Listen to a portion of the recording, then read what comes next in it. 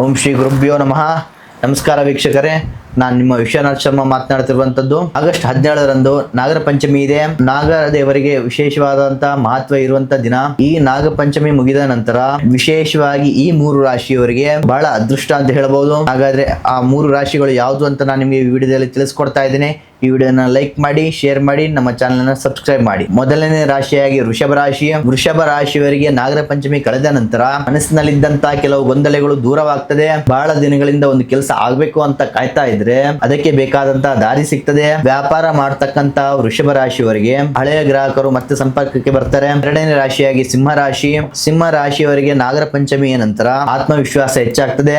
ಉದ್ಯೋಗದಲ್ಲಿ ಹೊಸ ಅವಕಾಶಗಳು ಎದುರಾಗ್ತದೆ. ಕೆಲಸ ಬದಲಾವಣೆ ಪ್ರಯತ್ನ ಮಾಡ್ತಾ ಇದ್ರೆ ಆಫರ್ಗಳು ಸಿಗ್ತದೆ. ಹಣಕಾಸಿನ ವಿಷಯದಲ್ಲಿ ಸ್ವಲ್ಪ ನೆಮ್ಮದಿಯನ್ನ ಕಾಣ್ತೀರಾ. ಮನೆಯಲ್ಲಿ ಬಹಳ ದಿನಗಳಿಂದ ಕಾಯ್ತಿದ್ದಂತಹ ಶುಭ ಸುದ್ದಿಗಳು ಕೇಳ್ತೀರಾ. ಮೂರನೇ ರಾಶಿಯಾಗಿ ಧನು ರಾಶಿ.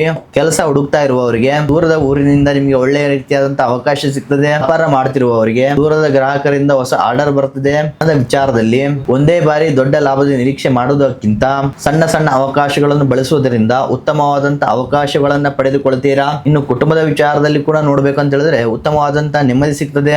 ಈ 3 ರಾಶಿಯಲ್ಲಿ ನಿಮ್ಮ ರಾಶಿ ಇದ್ರೆ ಕಮೆಂಟ್ ಮಾಡಿ, ಈ ವಿಡಿಯೋನ ಲೈಕ್ ಮಾಡಿ, ಶೇರ್ ಮಾಡಿ, ನಮ್ಮ ಚಾನೆಲ್ ನ ಸಬ್ಸ್ಕ್ರೈಬ್ ಮಾಡಿ.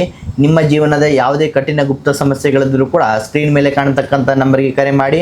ನಿಮ್ಮ ಜೀವನದ ಯಾವುದೇ ಸಮಸ್ಯೆಗಳಿದ್ರೂ ಕೂಡ ಶೀಘ್ರವಾಗಿ ಸುಲಭವಾಗಿ ಪರಿಹಾರ ಮಾಡಿಕೊಳ್ಳಿ. ಧನ್ಯವಾದಗಳು.